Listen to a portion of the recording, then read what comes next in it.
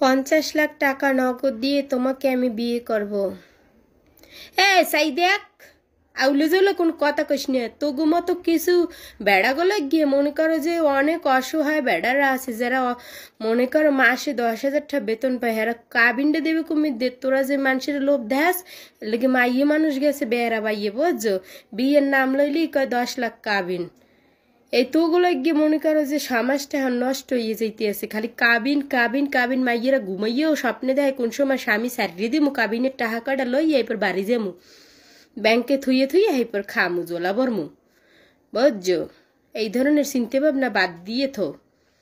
সুন্দর মানুষ দেখলেই খালি কাবিন আর কাবিন, এক্সের কাবিন দেবা তোমরা কে? কালার মধ্যেও ভালো মানুষ আছে, একটু ভালো মানুষ খোঁজো, বুঝছো? পয়সা একটু লাগবে না, ভালো মানুষ বিরসেই পাইলে, বুঝছো? আর যে শয়তান ফয়তান আছে না, হ্যাঁ গো রেট বাড়িয়ে যাইবে।